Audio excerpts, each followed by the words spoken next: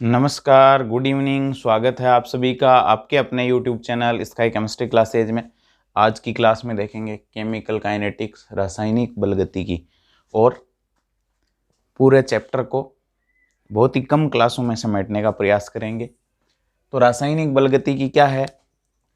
वो रसायन विज्ञान की वह शाखा है जिसमें अभिक्रिया वेग, रासायनिक अभिक्रिया के वेग और उसकी क्रियाविधि का अध्ययन किया जाता है। रासायनिक अभिक्रिया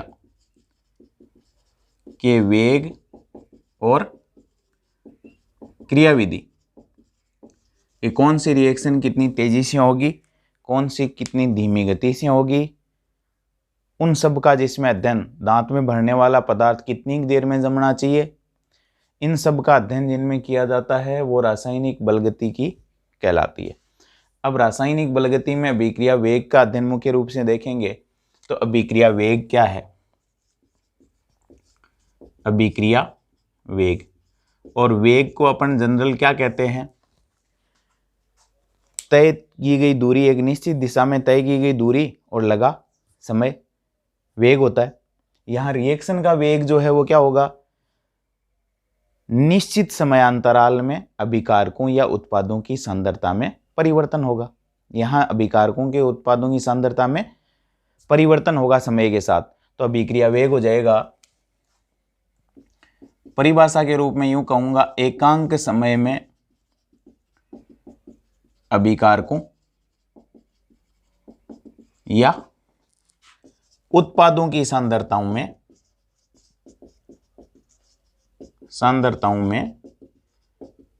परिवर्तन क्या कहलाता है? अभिक्रिया वेग कहलाता है। यानी यूं कह सकता हूं, अभिक्रिया वेग बराबर सांद्रता में परिवर्तन बटा समय। यदि समय इकाई हो तो अभिक्रिया वेग सांद्रताओं में परिवर्तन के बराबर हो जाएगा। यानी एकांक समय में अभिकारकों या उत्पादों की सांद्रता में परिवर्तन क्या कहलाएगा? अभिक्रिया वेग कहलाएगा। अब अभिक्रिया वेग की इकाई,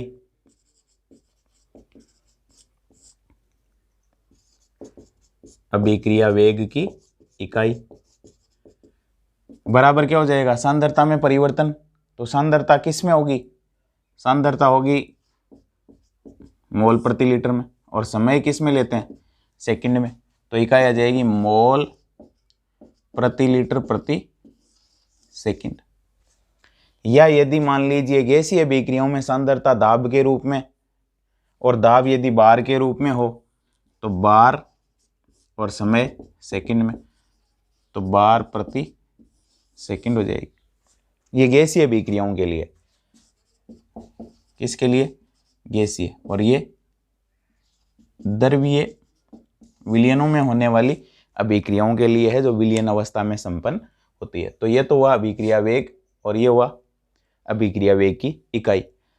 अब होता यूं है कि अभिक्रिया के दौरान अभिकारकों की सांद्रता है वो समय के साथ घटती है, और उत्पादों की सांद्रता समय के साथ बढ़ती है। यानी यूं कह सकता हूं, अभिक्रिया वेग बराबर अभिकारकों की सांद्रता में कमी की दर, या कह सकता हूं अभिक्रिया वेग बराबर उत्पादों की सांद्रता में वृद्धि की दर। ये हो जाएगा। अभिकारक क्या होते हैं? समय के साथ घटते हैं, उत्पाद समय के साथ बढ़ते हैं। यानी इस प्रकार का ग्राफ अपने को मिलता है। ये हो गई सांद्रता, और ये हो गया समय। तो अभिकारक मैक्सिमम होते हैं, समय के साथ कम होते चले जाते हैं। उत्पाद शून्य होते हैं शुरुआत में, और वो बढ़ते हैं। तो ये तो हो जाएगा प्रोडक्ट P, और ये हो जाएगा रिएक्टेंट R के लिए। और फिर कुछ समय पश्चात क्या हो जाती है? अभिकारकों और उत्पादों की सांद्रताएं फिक्स हो जाती है। इस स्थिति को अपन साम्यावस्था के नाम से जानते हैं। अब आ जाते हैं, ये तो बात हुई अभिक्रिया वेग की। सांद्रता और समय के साथ अभिकारकों उत्पादों की सांद्रता में परिवर्तन के लिए एक छोटा सा ग्राफ। अब देखते हैं औसत अभिक्रिया वेग। औसत अभिक्रिया वेग, और इसको कहते हैं आर एवरेज। आर एवरेज देखो कैसे निकालते हैं। एक ग्राफ लेते हैं अपन रिएक्टेंट्स के संदर्भ में और एक लेंगे प्रोडक्ट के संदर्भ में। इधर ले लेते हैं अभिकारकों की सांद्रता,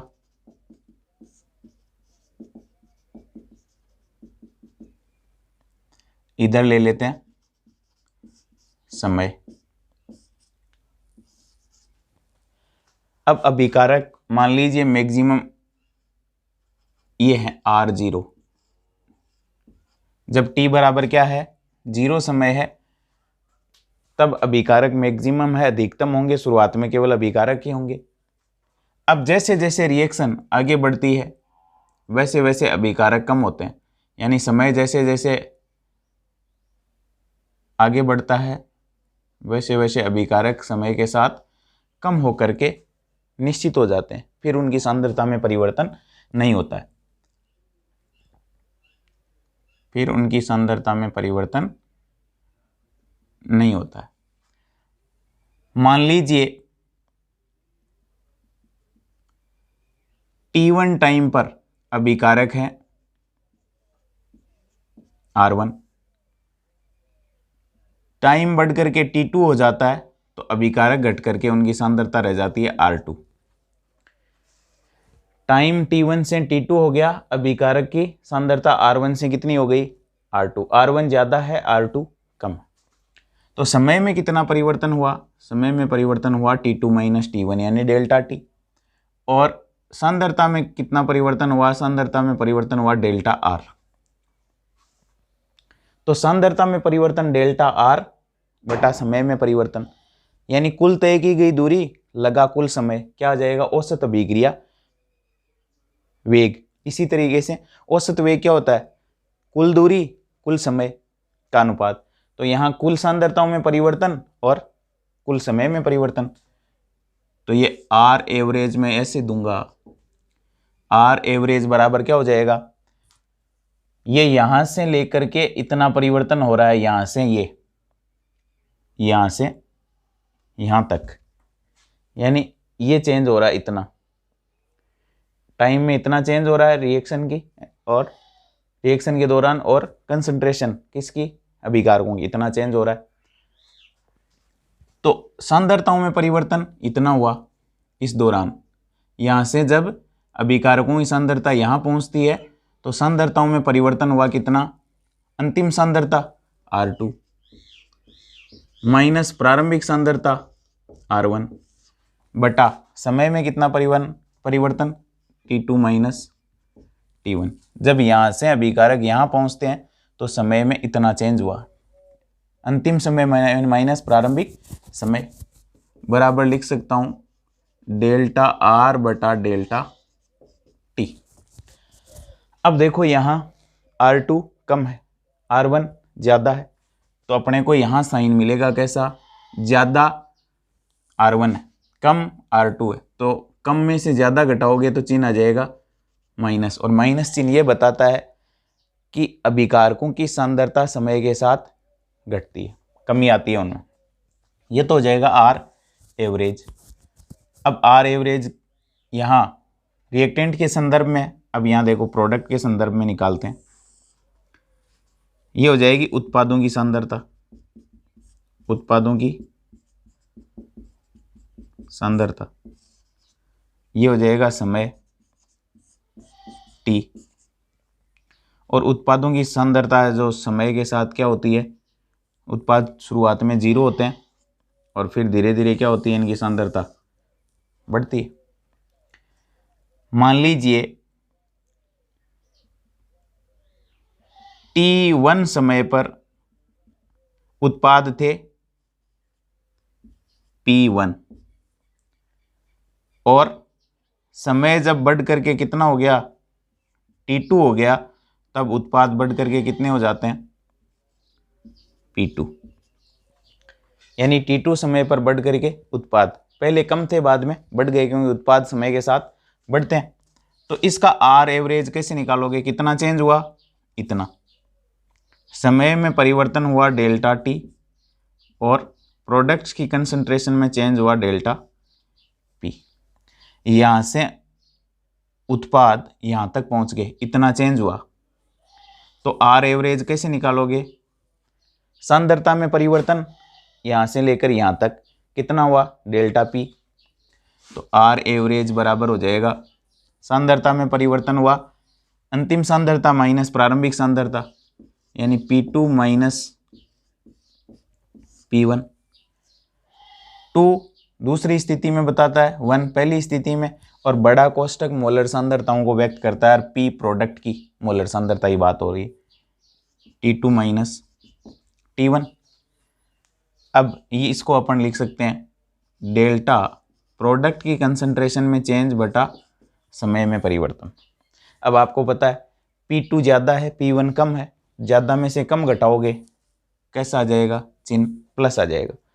तो यह है औसत अभिक्रिया वेग, सांद्रता में कुल परिवर्तन कितना हुआ और समय में कुल कितना चेंज हुआ, उन दोनों का अनुपात क्या कहलाता है, औसत वेग के नाम से जाना जाता है। इसको कहते हैं औसत वेग। अब आ जाते हैं अपन, नेक्स्ट है तात्क्षणिक वेग। तात्क्षणिक वेग, और इसको दर्शाते हैं आर इंस्टेंट से। और आर इंस्टेंट क्या है, किसी क्षण में, यानी बहुत सूक्ष्म समयांतराल में, जब समय किधर अग्रसर हो, डेल्टा टी 0 की ओर अग्रसर हो, बहुत ही सूक्ष्म समयांतराल में अभिकारकों या उत्पादों की सांद्रता में कितना चेंज हुआ, क्या कहलाता है, वो कहलाता है तात्क्षणिक वेग। अनंत सूक्ष्म समयांतराल, और इसको कहेंगे डेल्टा टी 0 की ओर अग्रसर है, यानी T2 माइनस T1 का अंतर बहुत ही कम है। अनंत सूक्ष्म समयांतराल में अभिकारकों या उत्पादों की सांद्रता में परिवर्तन तात्क्षणिक वेग कहलाता है। और इसको दर्शाएंगे कैसे, सूक्ष्म समयांतराल के लिए अपन लिखते हैं तात्क्षणिक वेग को आर इंस्टेंट से, बराबर हो जाएगा, प्रोडक्ट की कंसंट्रेशन बढ़ती है dP बटा dt, या रिएक्टेंट्स की कंसंट्रेशन घटती है तो dr बटा dt।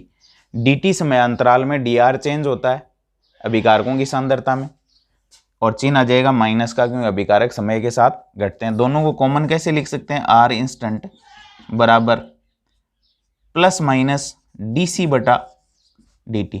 d क्या है, dc बटा dt, ये सांद्रता में सूक्ष्म चेंज, समय में सूक्ष्म समयांतराल में। तो प्रोडक्ट हो या रिएक्टेंट दोनों के लिए सांद्रताओं में परिवर्तन को लिख देते हैं dc को, प्रोडक्ट के लिए dp से और रिएक्टेंट्स के लिए dr से, लेकिन कॉमन दोनों को लिख सकते हैं dc बटा dt, सांद्रता में परिवर्तन बटा समय, और ये प्लस प्रोडक्ट्स के लिए और माइनस रिएक्टेंट्स के लिए। आर एवरेज को भी अपन इस तरीके से लिख सकते हैं, R average is equal to plus minus delta C बटा डेल्टा टी। औसत अभिक्रिया वेग सांद्रताओं में परिवर्तन बटा समय में परिवर्तन, प्लस प्रोडक्ट्स के लिए माइनस रिएक्टेंट्स के लिए। अब देखो आर इंस्टेंट को यहां कैसे दर्शाएंगे, तो इसके लिए अपन एक स्पर्श रेखा खींचेंगे, किस पर, ये स्पर्श रेखा खींचती है, और स्पर्श रेखा किसी सूक्ष्म समयांतराल में, मान लीजिए स्पर्श रेखा यहाँ टच करती है, तो ये जो आप देख रहे हो यहाँ से ये चेंज है dp, और समय में चेंज कितना है, ये है dt, इतना चेंज है समय में, सूक्ष्म समय अंतराल में। तब r इंस्टेंट बराबर क्या आ जाएगा, प्लस dp बटा dt। और ढाल क्या है इसका, चढ़ाई हो रही है ऊपर की तरफ, तो ढाल हो जाएगा पॉजिटिव। यहां क्या है, ढाल में अपन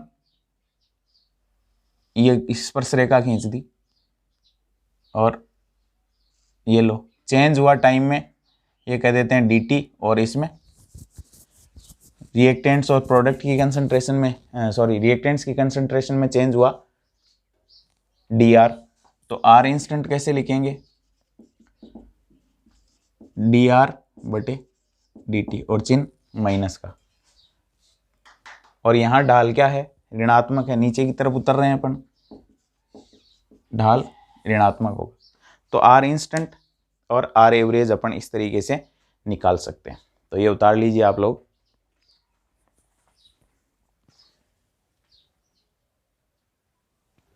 अब देखो अपन देखते हैं अभिक्रिया वेग को प्रभावित करने वाले कारक, यानी अभिक्रिया के वेग को कौन कौन से कारक प्रभावित करते हैं। जो मुख्य मुख्य कारक हैं उनकी बात करेंगे।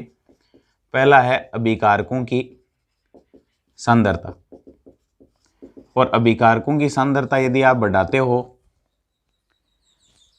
तो अभिक्रिया का वेग जो है वो बढ़ता है।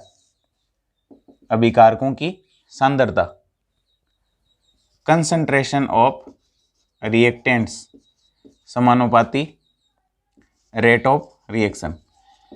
जैसे जैसे अभिक्रिया का अभिकारकों की सांद्रता बढ़ेगी, अभिक्रिया का वेग बढ़ेगा। यानी लासातीलिया का नियम ये कहता है, साम्य उस ओर अग्रसर हो जाता है जिधर हटने से किए गए परिवर्तन का प्रभाव नष्ट हो जाएगा। यानी और अधिक अभिकारक नष्ट होंगे और अधिक उत्पाद बढ़ेंगे, तो अभिक्रिया का रेट ऑफ रिएक्शन जो है वो बढ़ जाएगी अभिकारकों की सांद्रता बढ़ाने से। अभिकारकों की सांद्रता बढ़ने से अभिक्रिया का वेग बढ़ता है, सांद्रता घटने से अभिक्रिया वेग घटता है। सेकंड है उत्प्रेरक का प्रभाव। और उत्प्रेरक क्या करते हैं, रासायनिक अभिक्रियाओं के वेग को बढ़ा देते हैं, साम्यावस्था को शीघ्र स्थापित कर देते हैं। साम्यावस्था जहां स्थापित होनी है, जितने प्रोडक्ट बनने हैं उतने ही बनेंगे, लेकिन वो साम्यावस्था को जल्दी स्थापित कर देते हैं। जो रिएक्शन 4 घंटे में होनी थी उसको 1 घंटे में ही कंप्लीट कर देते हैं। तो वो है उत्प्रेरक का प्रभाव, यानी उत्प्रेरक रासायनिक अभिक्रिया के वेग को बढ़ा देते हैं। अब ऐसा किस कारण होता है, तो उत्प्रेरक जो है अभिकारकों को उत्पादों में बदलने के लिए जो आवश्यक सक्रियण ऊर्जा है उसको क्या कर देते हैं, कम कर देते हैं। अभिक्रिया निर्देशांक हो जाएंगे, यानी अभिकारक और उत्पाद इधर, और इधर हो जाएगी सक्रियण ऊर्जा। अभिकारकों को उत्पाद में बदलने के लिए आवश्यक ऊर्जा,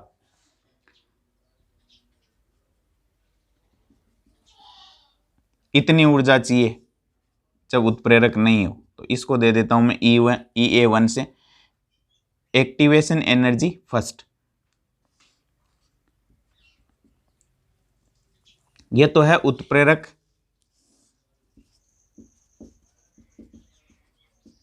रहित पथ की सक्रियण ऊर्जा ज्यादा है, यानी इतना गैप जो है वो अभिकारकों को, ये तो हो जाएगा रिएक्टेंट्स और ये हो जाएगा प्रोडक्ट। अभिकारकों को उत्पादों में बदलने के लिए ये एनर्जी बैरियर पार करना पड़ेगा, तब जाकर के वो प्रोडक्ट में बदल सकेंगे। अब उत्प्रेरक मिला देते हैं इसमें, तो अभिकारकों को उत्पादों में बदलने के लिए जो आवश्यक ऊर्जा है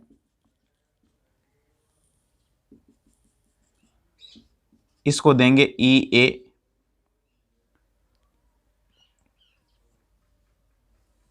EA2 से। अब देखो EA2 ये जो है वो कम हो जाती है उत्प्रेरक की उपस्थिति में, ये है EA2। पहले इतनी चाहिए थी, अब इतनी चाहिए, तो अभिकारकों को उत्पादों में बदलने के लिए आवश्यक ऊर्जा जो है वो कम हो जाती है। यह है उत्प्रेरक सहित पथ की सक्रियण ऊर्जा। तो उत्प्रेरक अभिकारकों को उत्पादों में बदलने के लिए आवश्यक ऊर्जा को क्या कर देते हैं, कम कर देते हैं, इसलिए आसानी से अभिकारक उत्पाद में बदल सकते हैं। तो यह है उत्प्रेरक का प्रभाव। फिर देखते हैं अपन टेम्परेचर का इफेक्ट, ताप का प्रभाव। और ताप बढ़ने के साथ रासायनिक अभिक्रियाओं का वेग प्रत्येक 10 डिग्री सेल्सियस की वृद्धि के साथ अभिक्रिया का वेग 2 से 3 गुना बढ़ जाता है। ऐसा क्यों होता है? ऐसा इसलिए होता है क्योंकि एक तो अभिकारक अणुओं की गतिज ऊर्जा बढ़ जाती है, आपस में वो तेजी से दौड़ने लगते हैं, ताप बढ़ने से गतिज ऊर्जा बढ़ जाती है। और दूसरा, जो अभिकारक उत्पाद में बदलने के योग्य नहीं थे वो भी उत्पाद में बदलने के योग्य हो जाते हैं, यानी सक्रियण ऊर्जा प्राप्त अणुओं का अंश 2 से 3 गुना तक बढ़ जाता है। तो प्रत्येक 10 डिग्री सेल्सियस ताप के साथ अभिक्रिया वेग 2 से 3 गुना बढ़ जाता है। ऐसा क्यों होता है? ऐसा इसलिए होता है, एक तो अभिकारक अणुओं की गतिज ऊर्जा बढ़ती है, अणुओं की गतिज ऊर्जा बढ़ जाती है, जिससे उनके मध्य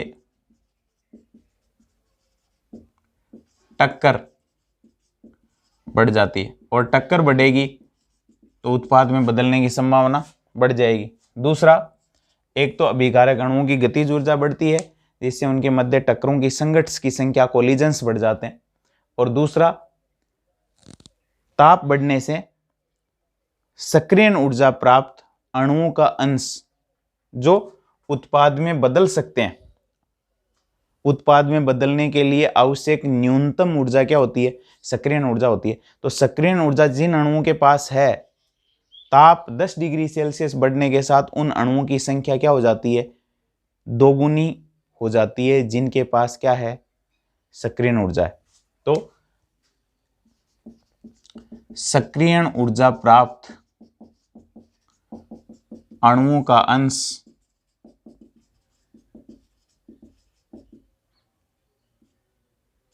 दोगुना हो जाता है।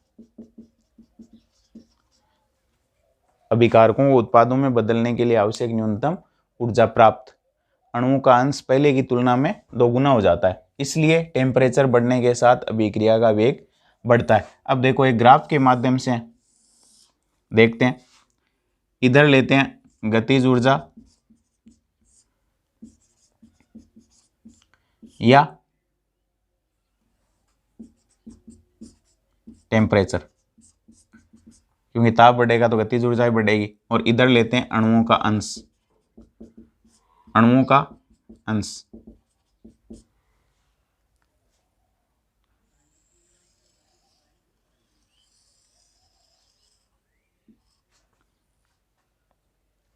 यह है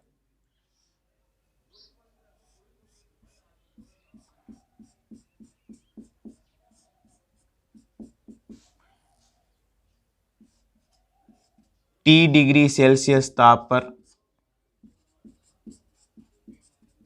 सक्रियण ऊर्जा प्राप्त अणुओं का अंश।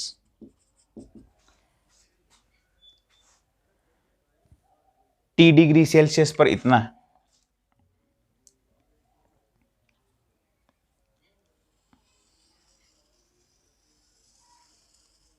अब हो जाता है ये T+10 डिग्री। T प्लस, ये तो है T डिग्री सेल्सियस ताप पर, और ये है T+10 डिग्री सेल्सियस ताप पर। ये अतिरिक्त अणुओं का अंश है जो सक्रियण ऊर्जा प्राप्त कर लेते हैं।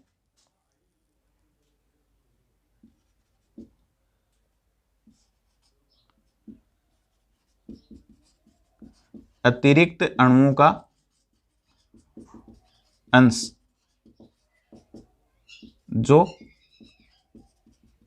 सक्रियण ऊर्जा प्राप्त कर लेता है।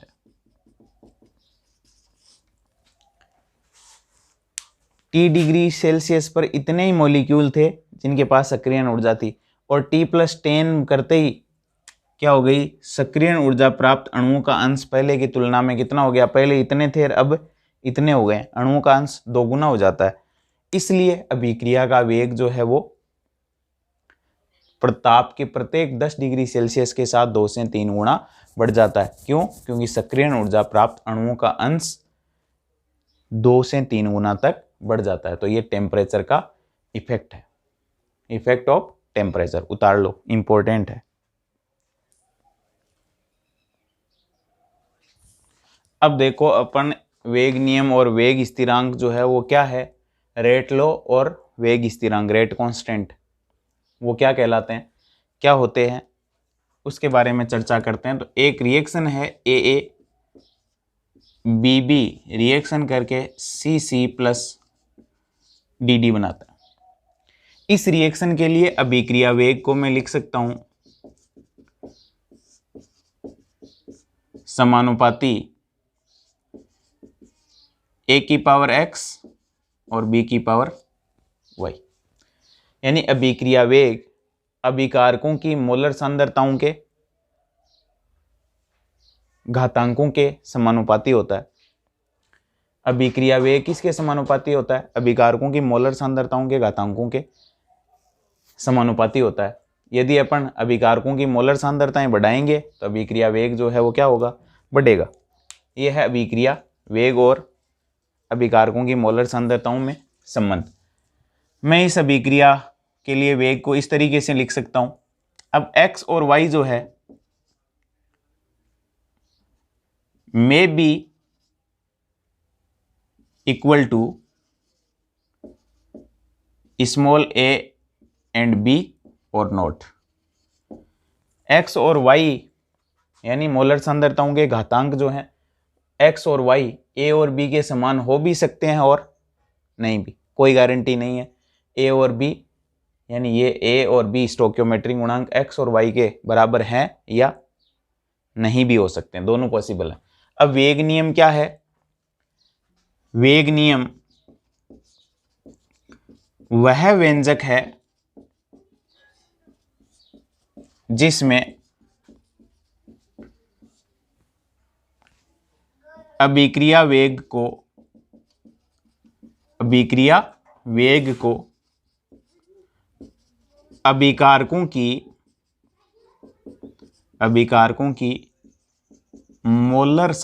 की मोलर सांद्रताओं पर घातांक लगाकर व्यक्त किया जाता है। वेग नियम कौन सा व्यंजक है, वो व्यंजक है जिसमें अभिक्रिया वेग को अभिकारकों की मोलर सांद्रताओं के ऊपर घातांक लगा करके व्यक्त किया जाता है। यानी ये क्या है, वेग नियम है इस रिएक्शन के लिए। वेग नियम वो व्यंजक है जिसमें अभिक्रिया वेग को अभिकारकों की मोलर सांद्रताओं के ऊपर घातांक लगा करके व्यक्त किया जाता है। ये तो बात हुई वेग नियम की। अब मैं अभिक्रिया वेग को, रिएक्शन का वेग जो है उसको अपन यूं भी लिख सकते हैं, dr/dt बराबर या समानुपाती A की कंसंट्रेशन की पावर x और B की कंसंट्रेशन की पावर y। और समय के साथ अभिक्रिया वेग जो है वो क्या होता है, घटता है, रेट ऑफ रिएक्शन। तो अभिक्रिया वेग बराबर मैं यूं लिख सकता हूँ, समानुपाती के चिन्ह को हटा करके अभिक्रिया वेग बराबर लिख सकता हूँ k A की पावर x B की पावर y। k क्या है यहाँ, वो है वेग स्थिरांक।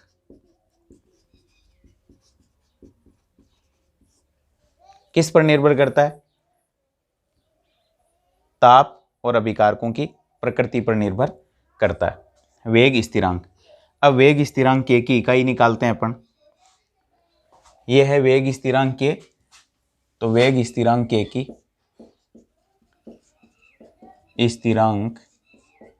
के की इकाई निकालते हैं।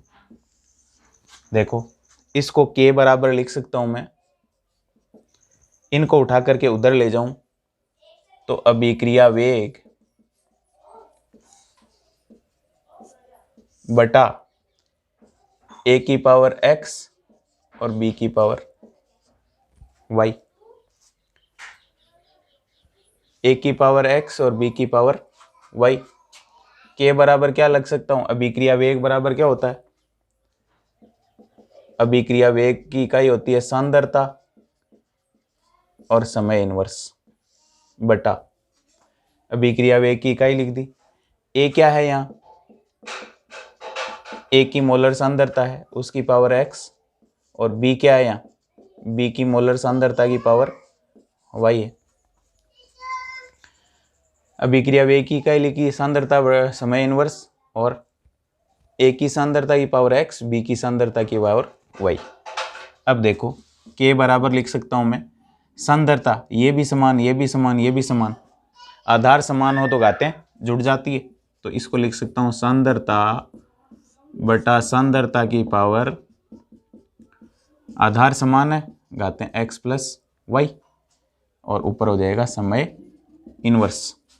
के बराबर क्या लिख सकता हूं, ये भी सांद्रता, ये भी सांद्रता, एक्स प्लस वाई को ऊपर ले जाओ, बराबर हो जाएगा सांद्रता आधार समान 1 माइनस ऊपर 1 है, ये ऊपर जाएगी तो माइनस की हो जाएगी 1 माइनस एक्स प्लस वाई समय इनवर्स।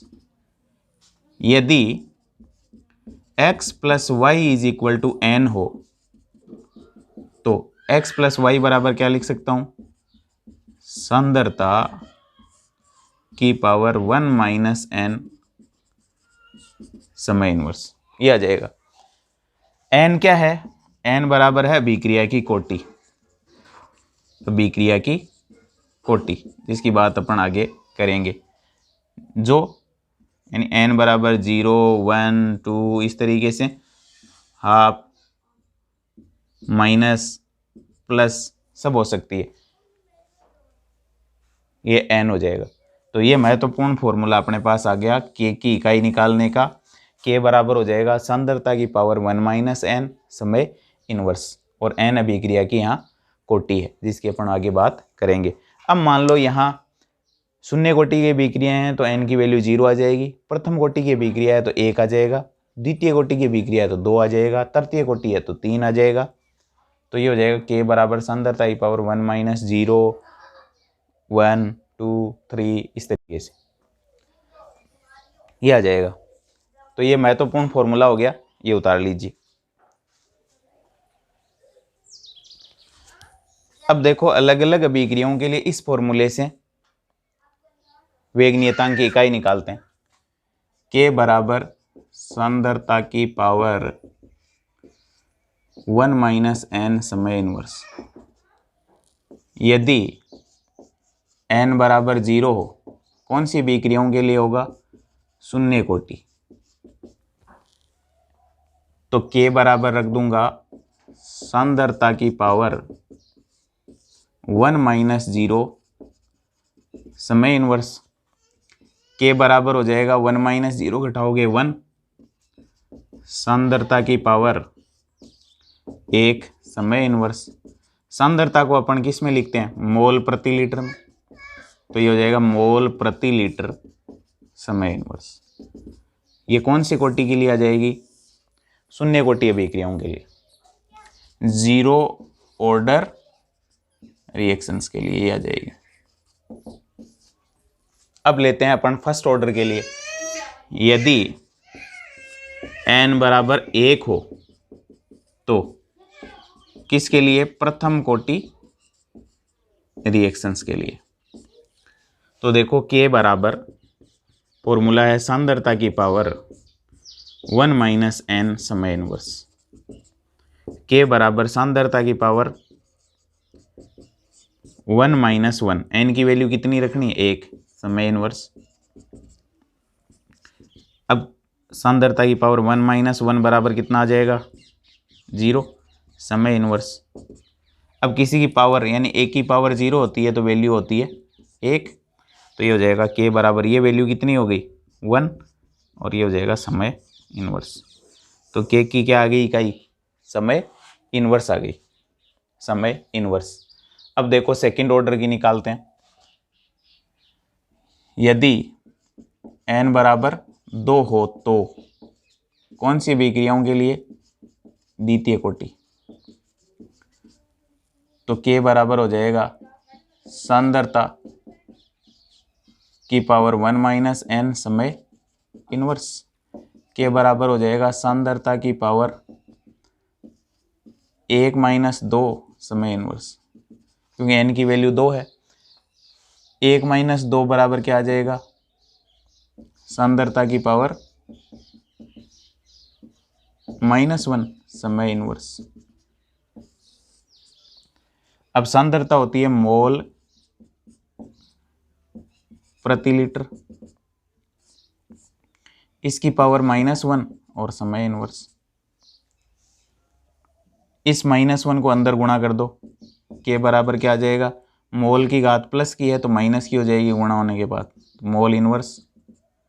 लीटर -1 है, -1 से -1 गुणा होगा तो लीटर प्लस में हो जाएगा, और समय इनवर्स में है। ये हो जाएगी द्वितीय कोटि के लिए। तो प्रथम कोटि के लिए समय इनवर्स, शून्य कोटि के लिए मोल प्रति लीटर प्रति समय, और द्वितीय कोटि के लिए मोल इनवर्स लीटर समय इनवर्स हो जाएगी। अब समय सेकंड में भी हो सकता है, घंटों में भी हो सकता है, मिनट में भी हो सकता है, डेज में भी हो सकता है, वर्ष में भी हो सकता है। तो वर्ष इनवर्स हो जाएगा, सेकंड होगी तो सेकंड इनवर्स हो जाएगा, और मिनट होगी तो मिनट इनवर्स हो जाएगा। इस तरीके से अपन के की इकाइयाँ निकाल सकते हैं। उतार लीजिए। अब देखो नेक्स्ट है अपने अभिक्रिया कोटि। और अभिक्रिया कोटि क्या है, वेग नियम व्यंजक में अभिकारकों की मोलर सांद्रताओं के घातांकों का योग। वेग नियम व्यंजक में अभिकारकों की मोलर सांद्रताओं के घातांकों का योग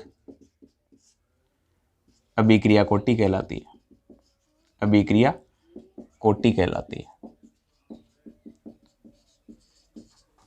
यानी मैं अभिक्रिया वेग बराबर कैसे लिखता हूं, किसी रिएक्शन के लिए अपन अभिक्रिया वेग बराबर लिखते हैं कि ए की पावर x, बी की पावर y, सी की पावर z, इस तरीके से लिखते हैं। ए बी सी और ए बी और सी क्या है, अभिकारकों की मोलर सांद्रताएं हैं। मान लो ये रिएक्शन है ए प्लस बी प्लस सी रिएक्शन करके प्रोडक्ट पी बनाते हैं। तो इस अभिक्रिया के लिए अभिक्रिया वेग लिखने का तरीका क्या है, बराबर के ए की पावर x, बी की पावर y, सी की पावर z, जो स्मॉल ए बी और सी के समान हो भी सकते हैं और नहीं भी, दोनों चीज़ें पॉसिबल है। तो अभिकारकों की वेग नियम व्यंजक है ये इस रिएक्शन के लिए जो ऊपर लिखी है अपन ने। इस वेग नियम व्यंजक में अभिकारकों की, ये अभिकारक है, मोलर सांद्रताओं के घातांकों का योग x, y और z घातांक, इनका योग अभिक्रिया कोटि कहलाती है। यानी x plus Y plus Z बराबर n बराबर अभिक्रिया कोटि। इसको n से दर्शाते हैं अपन, अभिक्रिया कोटि। अब अभिक्रिया कोटि के संदर्भ में क्या क्या तथ्य हैं। पहली बात, ये प्रायोगिक रूप से निर्धारित होती है, प्रायोगिक रूप से निर्धारित होती है। यानी अपन किसी रिएक्शन को देख करके ये नहीं कह सकते कि इसकी कोटि ये होगी, डिसाइड नहीं कर सकते। दूसरा, अभिक्रिया कोटि शून्य, धनात्मक, ऋणात्मक, भिन्नात्मक और पूर्णांक हो सकती है।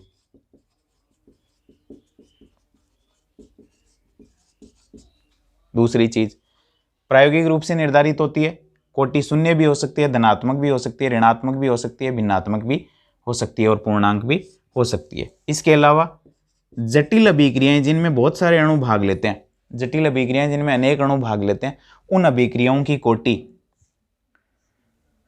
सबसे धीमे पद से निर्धारित होती है। तो जटिल अभिक्रियाओं की कोटि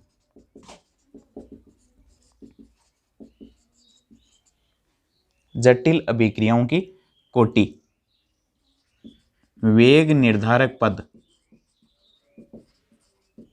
इसको धीमा पद भी कहते हैं, इसमें कितने मॉलिक्यूल भाग ले रहे हैं उससे निर्धारित होती है, पद से निर्धारित होती है। तो ये तो बात हुई अभिक्रिया की कोटि की। अब मान लो आपको एक रिएक्शन दे दी, क्वेश्चन किस तरीके से आ सकते हैं देखो, एक अभिक्रिया के लिए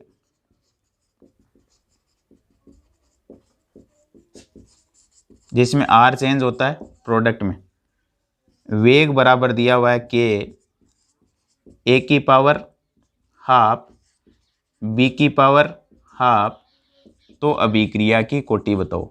इस तरीके का सवाल मिल सकता है, अभिक्रिया की कोटि। तो क्या करना है कोटि के लिए, पावर जो है वो लगी हुई है उनको जोड़ लो, कोटि बराबर हो जाएगा half plus half is equal to 1। इस तरीके से ज्ञात कर सकते हैं। इसके अलावा देखो कुछ और सवाल हैं।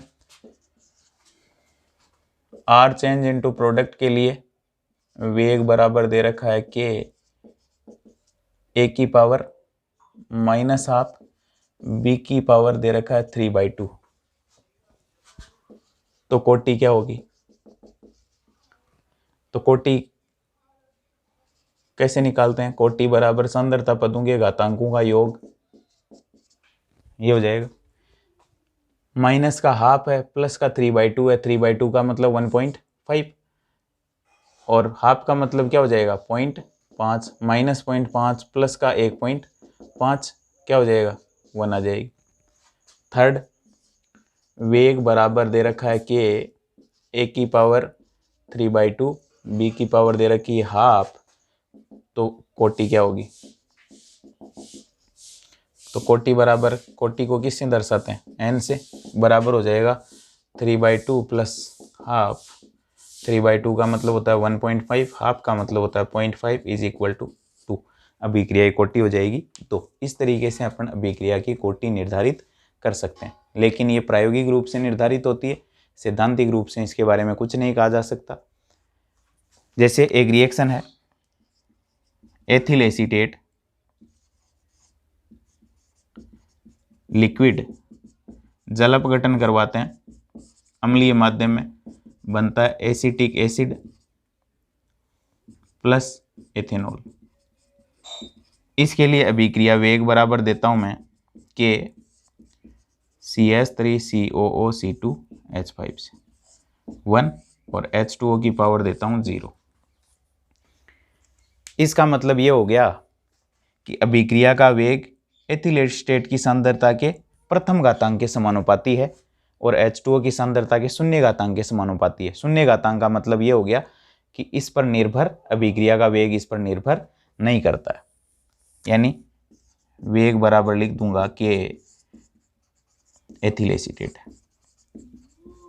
की पावर 1, H2O की पावर 0 है, वैल्यू 1 हो जाएगी, तो वेग बराबर हो जाएगा कि एथिल एसीटेट की पावर 1, यानी ये प्रथम कोटि की अभिक्रिया है। आगे अपन अभिक्रियाओं की कोटि को अलग अलग बांटेंगे, लेकिन फिलहाल मैं ये बता दूं कि प्रथम घातांक का मतलब हो गया अभिक्रिया का वेग एथिल एसीटेट की सांद्रता को दुगुना करने पर अभिक्रिया वेग 2 गुना हो जाएगा, 4 गुना करने पर 4 गुना हो जाएगा, 8 गुना करने पर 8 गुना हो जाएगा। ये हो जाएगा प्रथम घातांक के समानुपाती का मतलब, वेग बराबर के एथिल एसीटेट की पावर 1।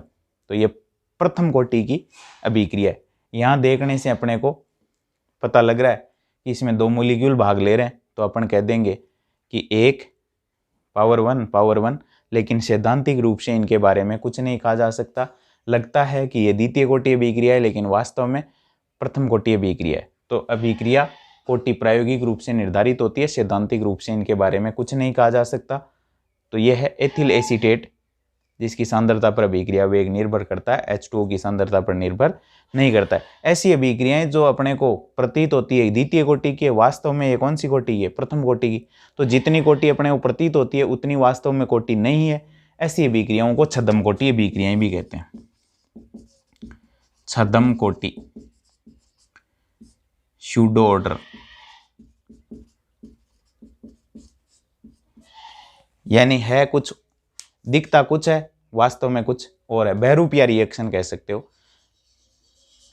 बहरूपिया कोटि की अभिक्रियाएं। बहरूपिया बाहर से कुछ दिखता है, अंदर कुछ और होता है।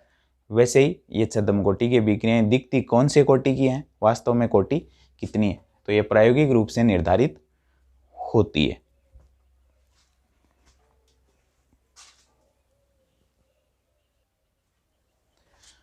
अब देखो अपने यहाँ देखते हैं अभिक्रिया वेग और स्टोइकियोमेट्रिक गुणांकों में क्या संबंध है। कोई रिएक्शन है 2A + B रिएक्शन करके प्रोडक्ट P बनाती है, या चलो C बनाती है। इस अभिक्रिया के लिए अभिक्रिया वेग बराबर मैं लिखूंगा, यानी स्टोइकियोमेट्रिक गुणांक और अभिक्रिया वेग के अंदर रिलेशन लिखेंगे तो अभिक्रिया वेग बराबर हो जाएगा, ये तो है अभिकारक और इनकी सांद्रता समय के साथ घटेगी, तो चिन्ह आएगा माइनस का, बराबर। इसको यूं कह सकते हैं क्या, इसके लुप्त होने की दर उसके बनने की दर की तुलना में दोगुनी है। एक के लुप्त होने की दर, क्योंकि ये नष्ट होगा और वो बनेगा, तो इसके लुप्त होने की दर उसके बनने की दर की दोगुनी है। इसके लुप्त होने की दर उसके बनने की दर के बराबर है। तो इनके लिए अभिक्रिया वेग और स्टोइकियोमेट्रिक गुणांकों में संबंध देखो, ए की कंसंट्रेशन में कमी होगी समय के साथ, बराबर बी की कंसंट्रेशन में भी समय के साथ कमी होगी, बराबर सी की कंसंट्रेशन समय के साथ बढ़ेगी, ये समय के साथ बढ़ेगी। अब स्टोइकियोमेट्रिक गुणांकों से क्या कर देते हैं, इसको डिवाइड कर देते हैं, तो ये हो जाएगा 1/2, ये हो जाएगा ऐसा का ऐसा, और ये हो जाएगा ΔC/ΔT। इनमें माइनस है क्योंकि इनकी सांद्रता घटेगी और उनकी सांद्रता प्रोडक्ट है बढ़ेगी।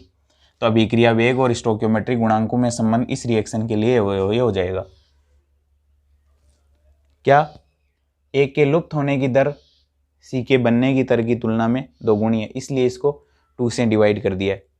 बी के बनने की दर सी के बनने की दर आपस में बी के लुप्त होने की दर और सी के बनने की दर आपस में बराबर। देखो दूसरी रिएक्शन है H2 + I2 रिएक्शन करके 2HI बनाते हैं। इस रिएक्शन के लिए वेग बराबर लिख सकता हूं, H2 की कंसंट्रेशन में समय के साथ क्या आएगी, कमी, तो चिन्ह आ जाएगा माइनस का, बराबर H2 के लुप्त होने की दर बराबर है I2 के लुप्त होने की दर, बराबर दुगुनी है HI के बनने की दर। तो H2 के लुप्त होने की दर I2 के लुप्त होने की दर आपस में बराबर है और दोनों में लुप्त होने की दर है इसलिए माइनस, बराबर HI के बनने की दर क्या है, दुगुनी है। तो संतुलित बराबर करने के लिए क्या कर देते हैं, 2 से डिवाइड कर देते हैं, यानी स्टोइकियोमेट्रिक गुणांक से डिवाइड कर देते हैं। तो ये हो जाएगा वेग बराबर H2 की सांद्रता में कमी बराबर H2 की सांद्रता में कमी बराबर I2 की सांद्रता में कमी बराबर 1/2 है HI की सांद्रता में वृद्धि के। यूँ लिख सकते हैं H2 और I2 की सांद्रता में कमी की दर आपस में बराबर है और HI के निर्माण की दर इन दोनों के लुप्त होने की दर की तुलना में दुगुनी है, तो 2 से डिवाइड कर दिया है। अब मान लो 2A + 3B + C रिएक्शन करके प्रोडक्ट D बनाते हैं। तो इस रिएक्शन के लिए वेग बराबर लिखूंगा, A के लुप्त होने की दर ΔA/ΔT बराबर लुप्त हो रहा है तो माइनस B के लुप्त होने की दर माइनस बराबर सी के लुप्त होने की दर डेल्टा सी बटा डेल्टा टी बराबर, ये भी लुप्त हो रहा है, जो लुप्त हो रहे हैं उनके लिए माइनस, और बराबर प्लस डेल्टा डी डी बटा डेल्टा टी, डी के बनने की दर। अब स्टोइकियोमेट्रिक गुणांक से इसको डिवाइड कर दो 2 से, इसको डिवाइड कर दो 3 से, और ये इसके स्टोइकियोमेट्रिक गुणांक है ही नहीं। यूँ कह सकते हो ए के लुप्त होने की दर 2 गुनी है, सी के लुप्त होने की दर 3 गुना है, किसकी तुलना में? डी के बनने की तुलना में। वो बन रहा है, ये लुप्त हो रहे हैं, और सी के लुप्त होने की दर डी के लुप्त होने की सी के लुप्त होने की दर डी के बनने की दर के बराबर है। तो अपन अभिक्रिया वेग और स्टोइकियोमेट्रिक गुणांकों में इस प्रकार से संबंध दे सकते हैं।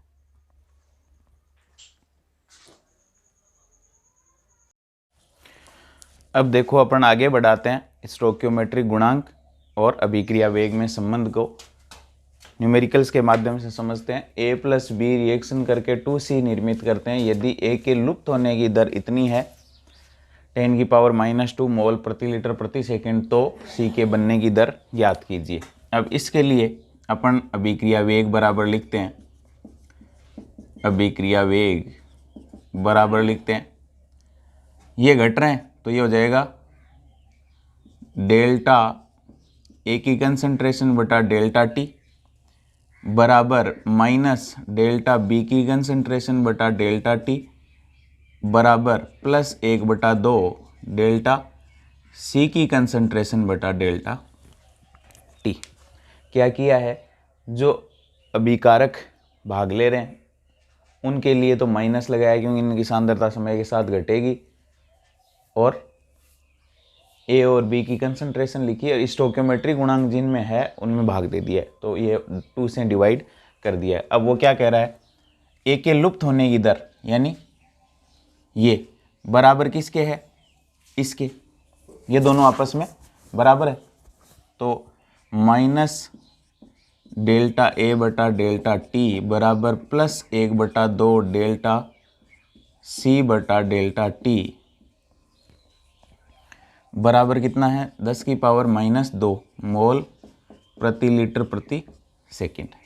अब अपने वो पूछ रहा है वो सी के बनने की दर बताओ, तो सी के निर्माण की दर प्लस में है तो सी के बनने की दर है ये, तो ये हो जाएगा डेल्टा सी बटा डेल्टा टी, ये हो जाएगी बनने की दर। इस 2 को उधर मल्टीप्लाई कर देते हैं, 2 × 10⁻⁻² मोल प्रति लीटर प्रति सेकंड, ये आ जाएगी सी के निर्माण की दर। तो इस तरीके से अपन कैलकुलेट कर सकते हैं। फिर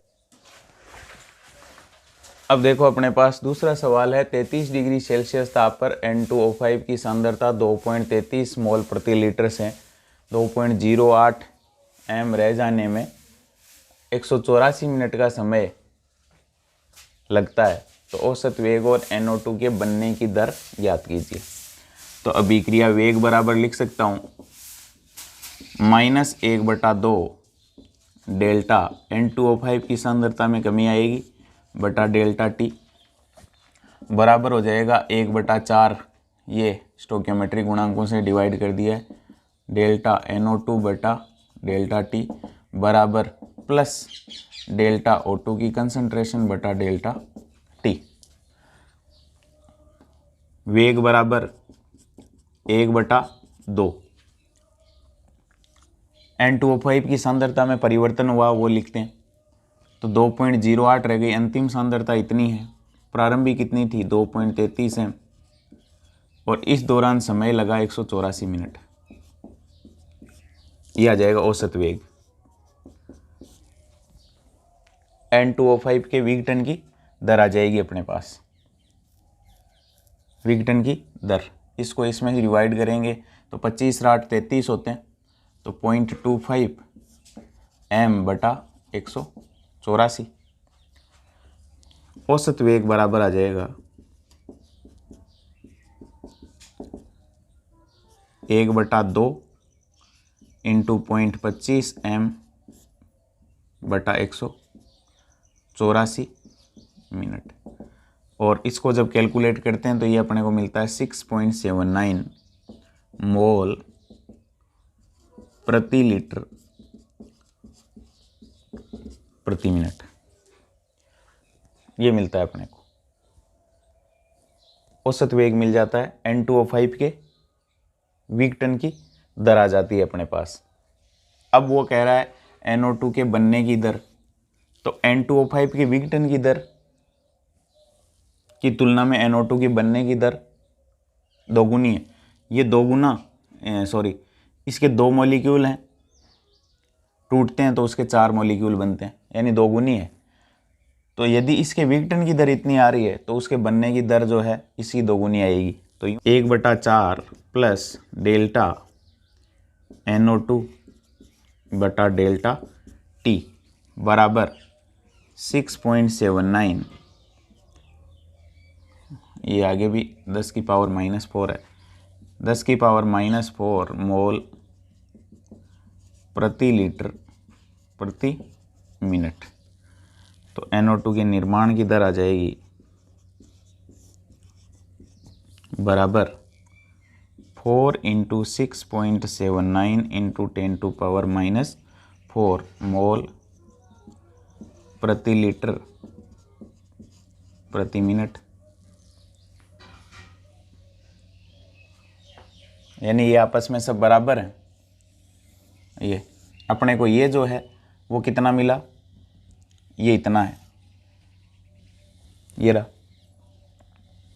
N2O5 के वीक टन की दर अपने को इतनी मिलती है, ये इसके बराबर है, तो ये दोनों आपस में बराबर कर दिए।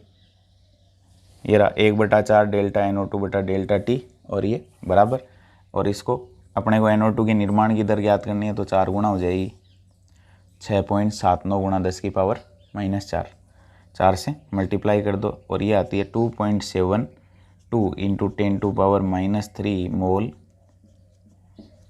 प्रति लीटर प्रति मिनट। इस तरीके से अपन निर्माण की दर भी कैलकुलेट कर सकते हैं। तो अपने को वेग समीकरण जो है वो इस प्रकार से लिखना आना चाहिए, फिर जैसे बोलता है उस तरीके से अपन लिखते जाएं और न्यूमेरिकल सॉल्व हो जाएगा। अब आगे देखो, अपन ये देखते हैं अणुसंख्यता या मोलिक्युलरिटी या आणविकता। आणविकता या अणुसंख्यता क्या है? तो सरल अभिक्रिया में भाग लेने वाले अभिकारक अणुओं की कुल संख्या अणुसंख्यता या आणविकता कहलाती है। सरल अभिक्रियाओं में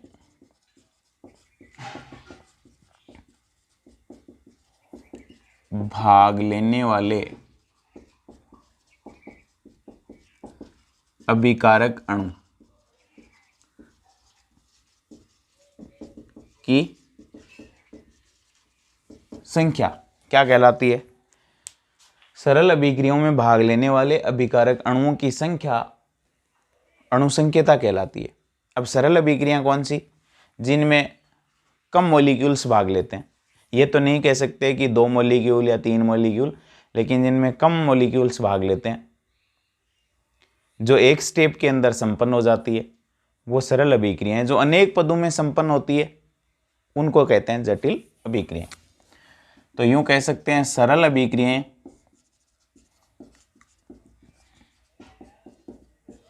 एक पद में और जटिल रिएक्शंस हैं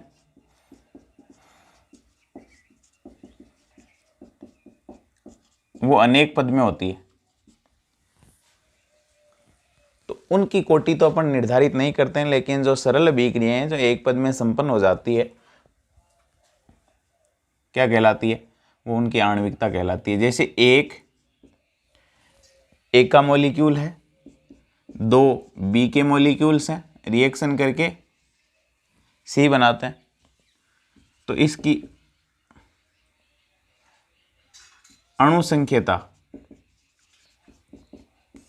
अणुसंख्यता कितनी हो जाएगी? 3। या जैसे एथिल एसीटेट है, इसका जल अपघटन है अम्लीय माध्यम में, एसिटिक एसिड और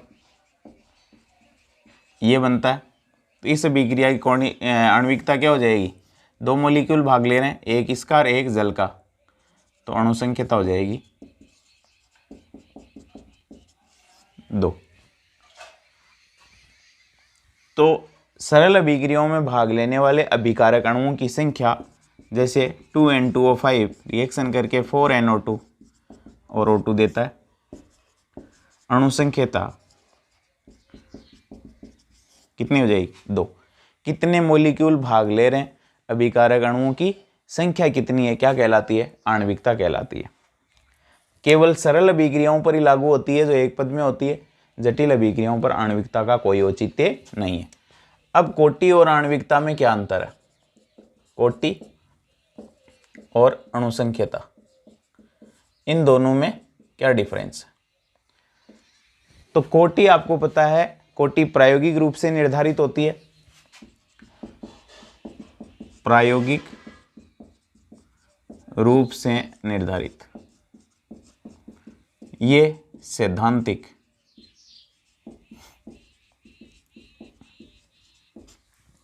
यानी अभिक्रिया को देख के निर्धारित कर सकते हैं, इसको देख करके निर्धारित नहीं किया जा सकता।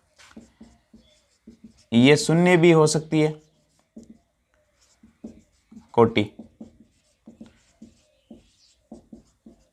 शून्य नहीं हो सकती।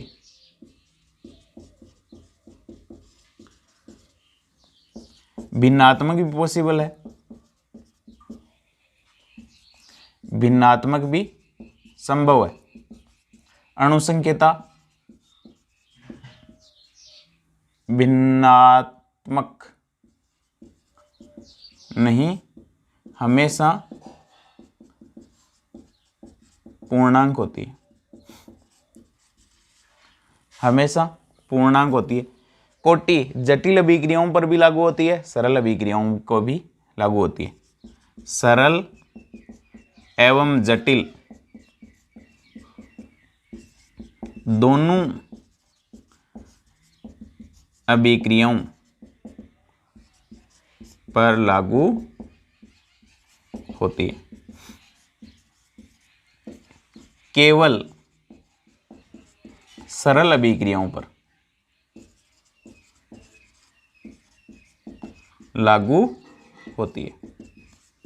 तो ये हो गई कोटि और आणविकता के अंदर अणुसंख्यता में अंतर। प्रायोगिक रूप से निर्धारित की जाती है, सैद्धांतिक रूप से होती है। शून्य भी हो सकती है, वो शून्य नहीं हो सकती कभी भी। भिन्नात्मक भी हो सकती है, भिन्नात्मक नहीं, हमेशा पूर्णांक होती है। सरल और जटिल दोनों प्रकार की अभिक्रियाओं पर लागू होती है, केवल सरल अभिक्रियाओं पर लागू की जा सकती है। तो यह कोटि और आणविकता में अंतर।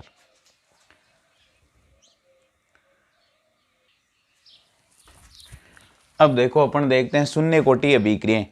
ऐसी अभिक्रियाएं जिनका वेग अभिकारकों की सांद्रता पर निर्भर नहीं करता है, शून्य कोटि अभिक्रियाएं कहलाती हैं।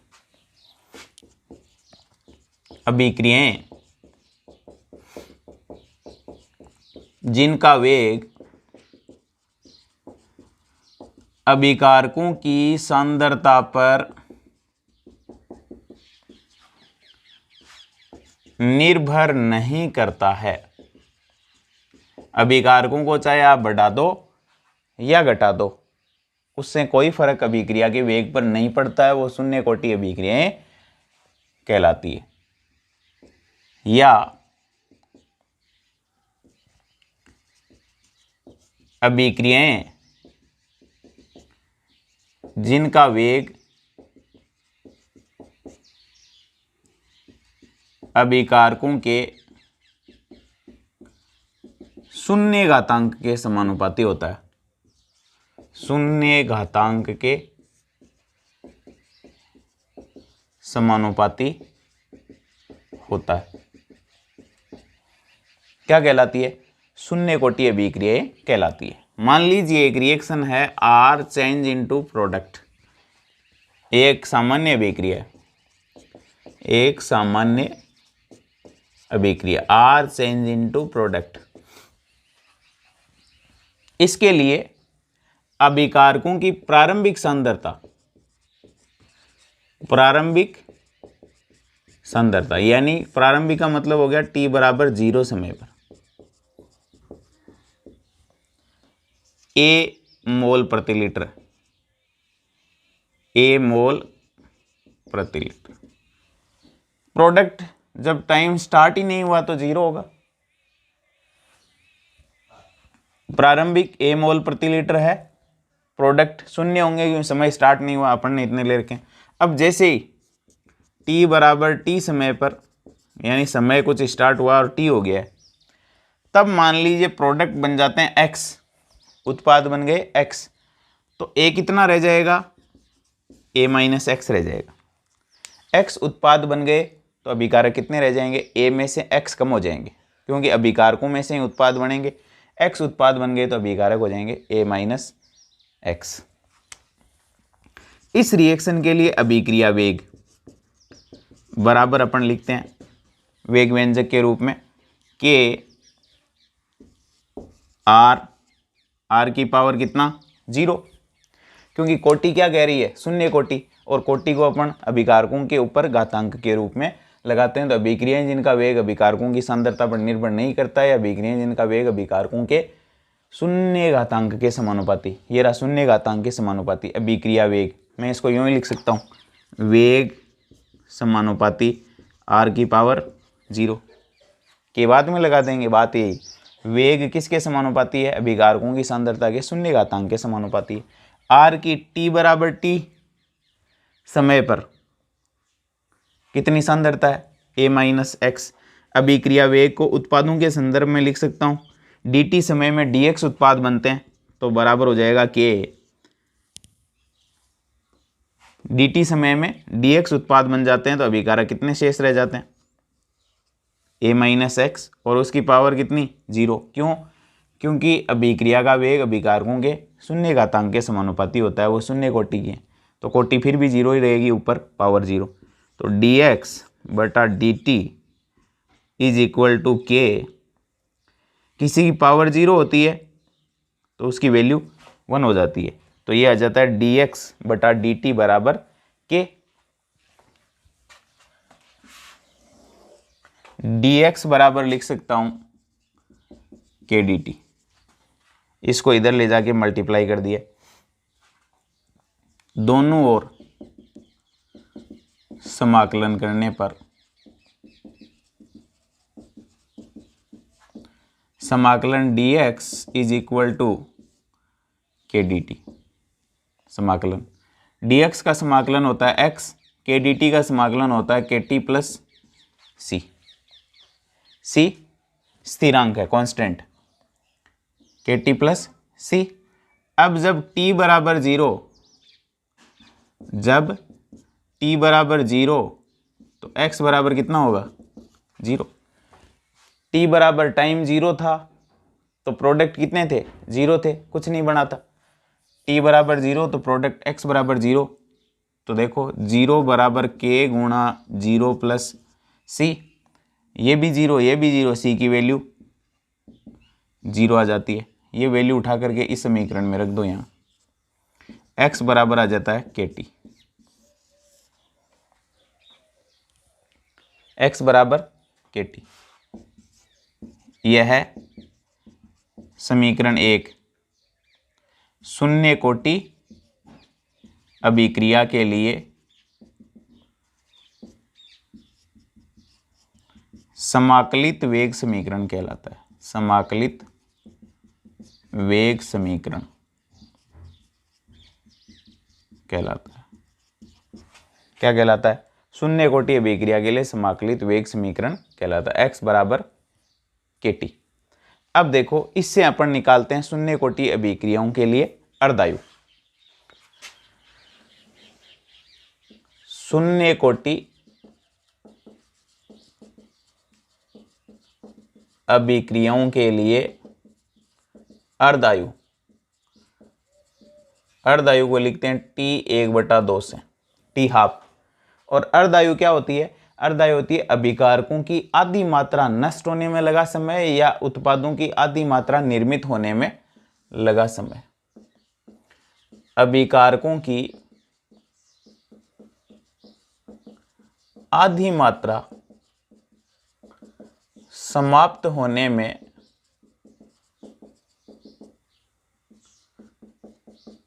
लगा समय अर्धायु काल कहलाता है, T1/2।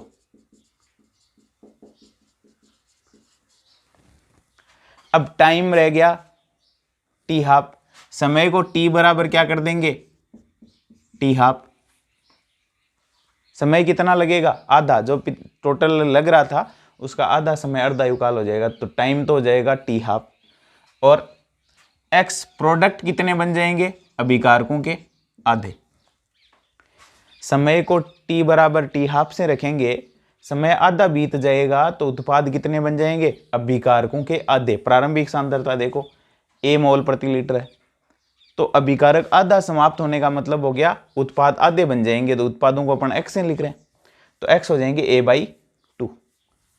तो T बराबर तो T½ हो जाएगा, x बराबर हो जाएगा A/2 से। x बराबर KT, x बराबर KT से। अब x की वैल्यू तो A/2 रख दो, x की वैल्यू A/2 और t बराबर क्या रख दो, T½ तो x बराबर हो जाएगा A/2 और k t की जगह T½ k को इधर लाके मल्टीप्लाई कर दो, T½ बराबर A/2k, k इधर ले आए तो ये हो जाएगा T½ is equal to A/2k और इसी से मैं लिख सकता हूँ T½ समानुपाती है AK, क्योंकि k और 2 दोनों कांस्टेंट है, यानी शून्य कोटि अभिक्रियाओं की अर्धायु अभिकारकों की प्रारंभिक सांद्रता के समानुपाती होती है। यूं लिख सकता हूं इससे, शून्य कोटि अभिक्रियाओं की अर्धायु अभिकारकों की प्रारंभिक सांद्रता के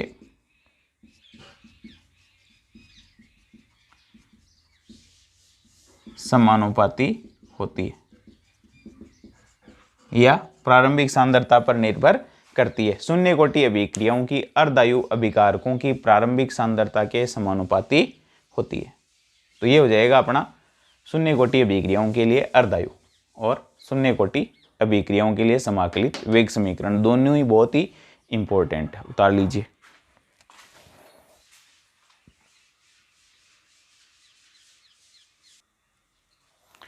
अब देखो अपन शून्य कोटि अभिक्रियाओं के कुछ एग्जाम्पल्स देखते हैं। H2 + Cl2 जल की सतह पर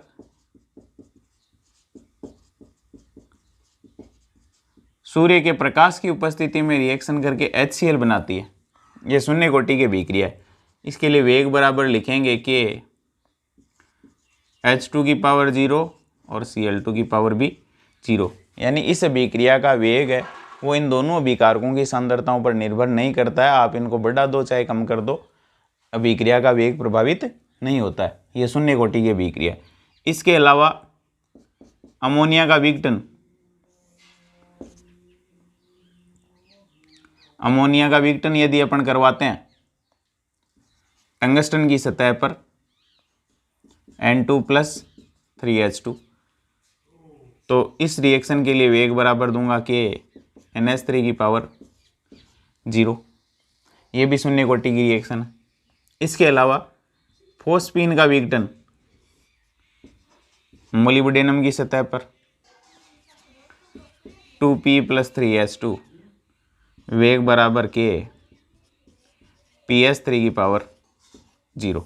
ये भी शून्य कोटि की अभिक्रियाओं के अंतर्गत आती है, लेकिन रिएक्शन को देख करके अपन सामान्यतया नहीं कह सकते कि ये शून्य कोटि की अभिक्रियाएं। कुछ एग्जाम्पल जो हैं अपने उनको अपन याद रख सकते हैं, बाकी सीधा देख करके नहीं कहा जा सकता कि इस रिएक्शन की कोटि क्या होगी।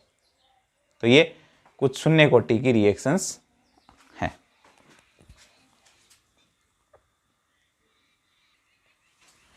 अब देखो शून्य कोटि अभिक्रिया पर आधारित एक न्यूमेरिकल है। शून्य कोटि अभिक्रिया के 75% पूर्ण होने में लगा समय अर्धायु का 1.5 गुना होता है। ये अपने को सिद्ध करना है।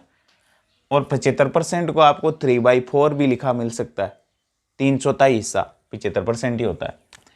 तो अपने पास दो फॉर्मूले हैं, x बराबर KT शून्य कोटि अभिक्रियाओं के लिए, और दूसरा है T हाफ बराबर A/2K। तो टाइम को एक तरफ ले लेते हैं। T बराबर क्या आ जाएगा, x/K, ये बन जाएगा। अब वो कह रहा है 75% पूर्ण होने में लगा समय। अर्धायु का 1.5 गुना होता है, तो अर्धायु जो है वो ये है और समाकलित वेग समीकरण ये है। तो मैं इसको यूं लिख सकता हूं, T 75% बराबर 75% पूर्ण होने का मतलब हो गया 100 ग्राम में से 75 ग्राम उत्पाद बन जाएंगे। माना प्रारंभिक सांद्रता 100 ग्राम, तो उत्पाद 75% पूर्ण होने पर उत्पाद कितने बन जाएंगे, 75 ग्राम, यूं कह सकते हैं।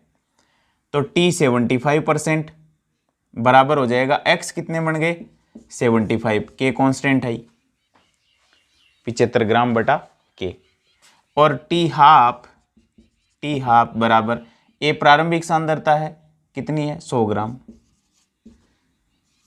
चलो इसमें भी ग्राम ले रहे हैं, इसमें भी ग्राम ले लेते हैं, बटा 2K। 2 भी कांस्टेंट है, K भी कांस्टेंट, ये 100 ग्राम बटा 2K। अब 75% पूर्ण होने में लगा समय अर्धायु का, इन दोनों में रिलेशन चाहिए, तो ये 1 नंबर, ये 2 नंबर। समीकरण 1 को 2 से भाग देने पर T 75%, इसको 3/4 भी लिख सकते हैं, 3/4 बटा T हाफ बराबर 75 ग्राम बटा K बटा 100 ग्राम बटा 2K। इसको यूं लिख सकता हूं, बराबर 75 ग्राम बटा K नीचे आएगा गुणा 2K गुणा 100 ग्राम, ये लिख सकता हूं। इसका K नीचे आ जाएगा, इसका 2K ऊपर चला जाएगा, K से K कैंसिल, 75 का दुगुना 150, ग्राम से ग्राम कैंसिल, और 150 के अंदर यानी इसमें ये 50 हो जाएगा, 25 का भाग इसमें 2 बार, 25 का 3 बार यानी 3/2 यानी 1.5। तो ये लिख सकता हूँ T 75% बराबर होता है 1.5 बटा T हाफ बराबर कितना आया, 1.5। इसको इधर ले जाके मल्टीप्लाई कर दो, तो T 75% या T 75% का मतलब 3/4 भी होता है, बराबर हो जाएगा 1.5 इंटू T हाफ, ये आ जाएगा रिलेशन। इस तरीके से अपन ज्ञात कर सकते हैं।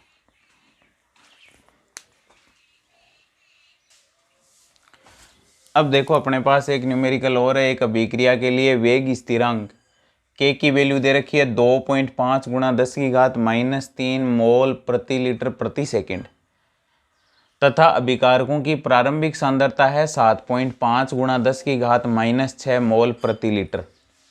तो अर्धायु की गणना करनी है इस रिएक्शन के लिए। अब इस रिएक्शन को अपन कैसे पहचाने कि ये कौन से ऑर्डर की रिएक्शन है, तो सबसे पहले अपने को देखो यहाँ क्या दे रखा है, वेग स्थिरांक की इकाई पहचाननी पड़ेगी, और वेग स्थिरांक की इकाई मोल प्रति लीटर प्रति सेकंड होती है शून्य कोटि अभिक्रियाओं के लिए। तो शून्य कोटि अभिक्रियाओं के लिए अर्धायु का फॉर्मूला है T हाफ बराबर A/2K। T हाफ कैलकुलेट करना है अपने को। A दे रखा है, प्रारंभिक सांद्रता ये रही 7.5 इंटू 10⁻⁻6 मोल प्रति लीटर, और K आपको कांस्टेंट दे रखा है 2.5 गुणा 10⁻³ मोल प्रति लीटर प्रति सेकंड। T हाफ कैलकुलेट कर लो आसानी से। A की वैल्यू ये रही 7.5 इंटू 10⁻6 मोल प्रति लीटर अपॉन 2 इंटू 2.5 इंटू 10⁻³ मोल प्रति लीटर प्रति सेकंड। मोल से मोल कैंसिल, लीटर से लीटर कैंसिल, सेकंड ऊपर आ जाएगा T हाफ के लिए। 10⁻³ ऊपर आ जाएगी, प्लस की हो जाएगी, 25 का भाग इसमें 3 बार जाएगा, यानी t½ बराबर 3/2 इंटू 10⁻³ बच जाएगी और सेकंड बच जाएगा। t½ बराबर आ जाएगा, 3 में 2 का भाग दोगे तो 1.5 गुणा 10⁻³ सेकंड। तो कोटि नहीं दे रखी हो तो वेग स्थिरांक की इकाई से कोटि पहचानेंगे और फॉर्मूला अप्लाई करके आंसर निकाल लेंगे। इंपॉर्टेंट सवाल। अब देखो नेक्स्ट देखते हैं प्रथम कोटि अभिक्रियाएं। और प्रथम कोटि अभिक्रियाएं कौन सी होती है? ऐसी अभिक्रियाएं जिनमें अभिक्रिया का वेग अभिकारकों के प्रथम घातांक के समानुपाती होता है, वो प्रथम कोटि अभिक्रियाएं कहलाती है। प्रथम घातांक का मतलब यदि अपन अभिकारकों की सांद्रता को दोगुनी करते हैं तो अभिक्रिया का वेग भी दोगुना हो जाएगा। यदि अपन अभिकारकों की सांद्रता को आधी कर देते हैं तो अभिक्रिया का वेग भी आधा हो जाएगा। वो होती है प्रथम कोटि अभिक्रियाएं। अभिक्रियाएं जिनमें अभिकारकों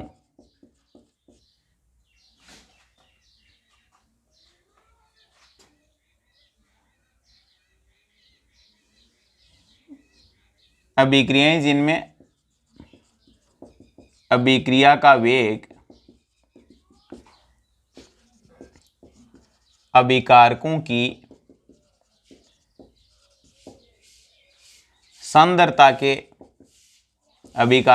सांद्रता के प्रथम घातांक के समानुपाती होता है। वो कौन सी कोटि की रिएक्शंस कहलाती है? प्रथम कोटि की अभिक्रियाएं जिनमें अभिक्रिया का वेग अभिकारकों की सांद्रता के प्रथम घातांक के समानुपाती होता है, वो क्या कहलाती है? प्रथम कोटि रिएक्शंस कहलाती है। यानी ये रिएक्शन है R, या ले लेते हैं A लेते हैं सामान्यतया, तो A ले लेते हैं, चलो A चेंज होता है प्रोडक्ट में।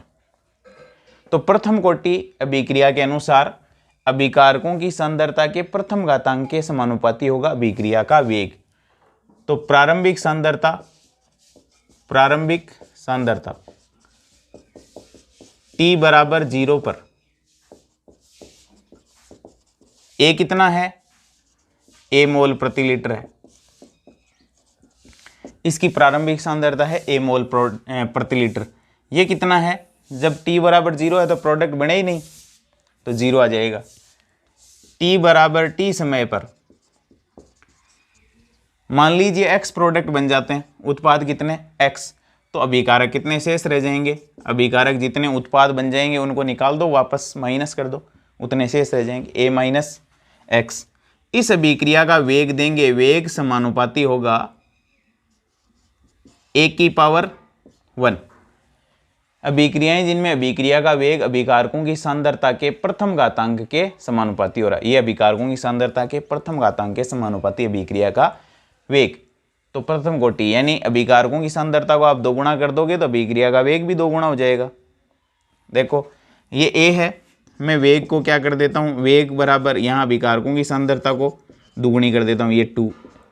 तो पहले A थी, अब 2A हो जाएगी, 3 गुणा कर दो 3A हो जाएगी, 4 गुणा 4A हो जाएगी, आधा कर दोगे तो 1/2 हो जाएगा। तो अभिक्रिया का वेग अभिकारकों की सांद्रता के प्रथम घातांक के समानुपाती का मतलब ये है। ये देखो A है, ये कितना हो जाएगा? वेग 2A हो जाएगा, A से 2A, सांद्रता दुगुनी करी, वेग भी दुगुना हो जाएगा। तो ये है A और 2A। वेग बराबर लिख सकता हूँ K, कितना बचता है t बराबर t समय पर? a माइनस एक्स, उसकी पावर भी 1 हो जाएगी। वेग बराबर मान लीजिए dt समय में dx प्रोडक्ट बनते हैं, तो dx बटा dt बराबर k a माइनस एक्स, यानी अभिक्रिया का वेग अभिकारकों की प्रथम घातांक के समानुपाती होता है। अभिक्रिया का वेग दे सकते हैं, dt समय में dx प्रोडक्ट बनते हैं बराबर k dt समय पश्चात कितने अभिकारक शेष रह जाएंगे? a माइनस एक्स की पावर 1। अब देखो इसका पक्षांतरण कर देते हैं, तो ये हो जाएगा dx बटा a माइनस एक्स बराबर के dt। dt को इधर ले गए, a माइनस एक्स को इधर ले आए। समाकलन करने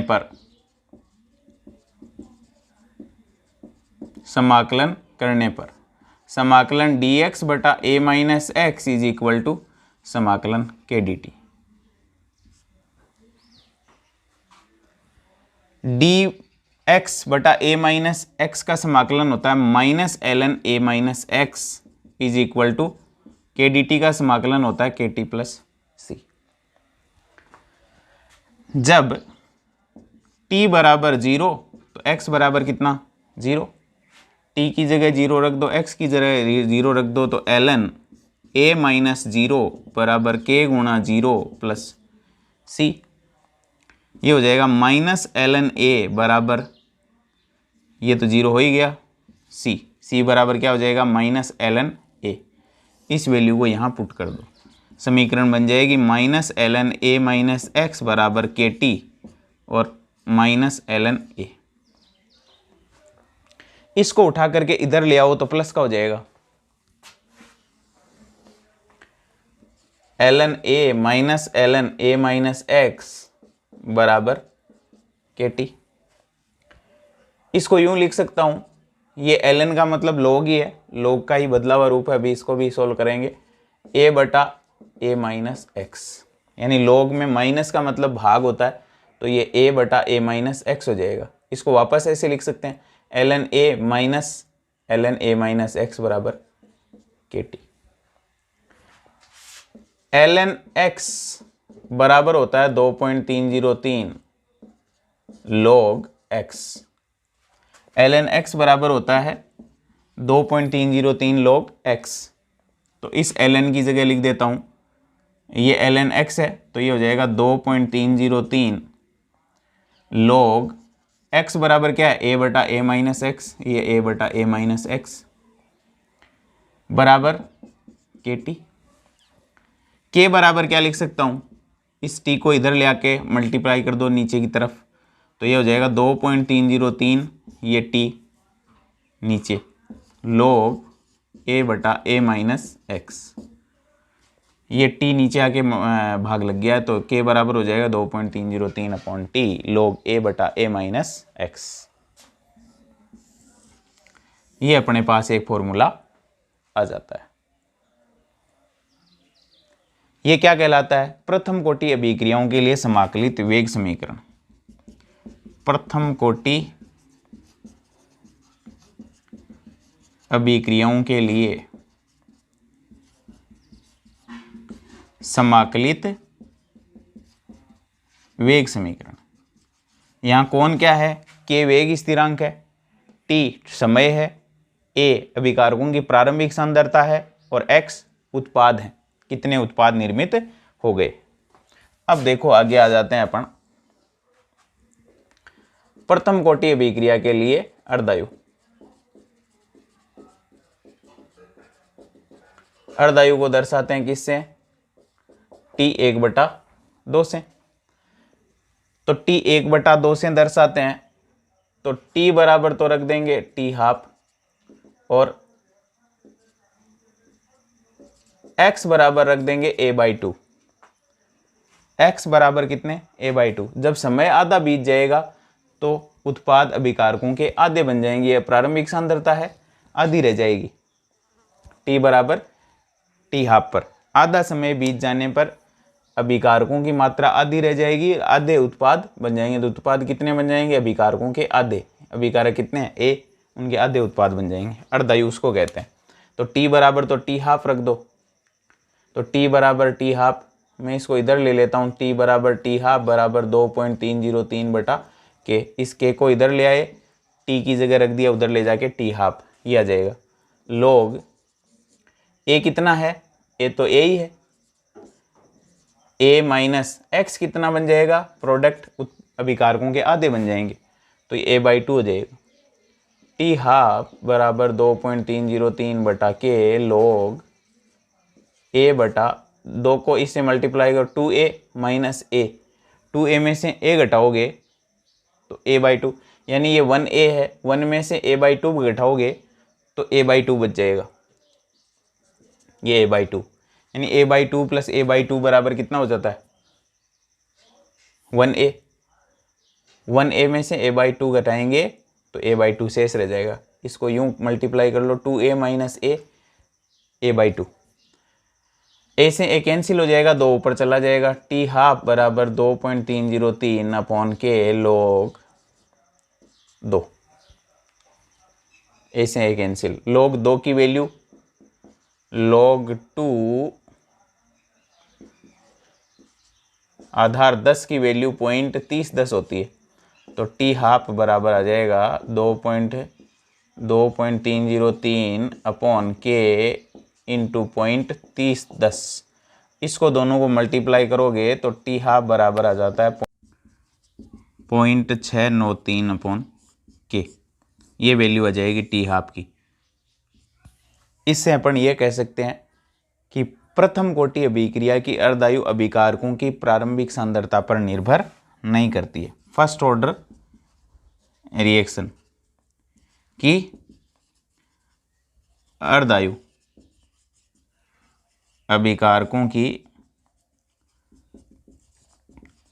प्रारंभिक सांद्रता पर निर्भर नहीं करती है। प्रथम कोटि अभिक्रिया की अर्धायु अभिकारकों की प्रारंभिक सांद्रता पर निर्भर नहीं करती है, ये आ जाएगा अपने पास। अब देखो शून्य कोटि और प्रथम कोटि रिएक्शंस के लिए ग्राफ खींचते हैं अपन, और ग्राफ के लिए शून्य कोटि अभिक्रियाओं के लिए समाकलित वेग समीकरण x बराबर kT है, और प्रथम कोटि अभिक्रियाओं के लिए है k बराबर 2.303 अपॉन t log a बटा a माइनस एक्स। x और t एक दूसरे के समानुपाती हैं, यानी ये y बराबर mx टाइप का ग्राफ मिलेगा, y x के समानुपाती है, तो y पर तो हो जाएगा x, y एक्सिस पे, x एक्सिस पे हो जाएगा t। एक मूल बिंदु से निकलती हुई सीधी रेखा प्राप्त होती है जिसका ढाल जो है वो पॉजिटिव होगा और k के बराबर होगा। ये प्रोडक्ट की कंसंट्रेशन है, समय के साथ बढ़ती है, तो रिएक्टेंट की कंसंट्रेशन क्या हो जाएगी, समय के साथ घटेगी।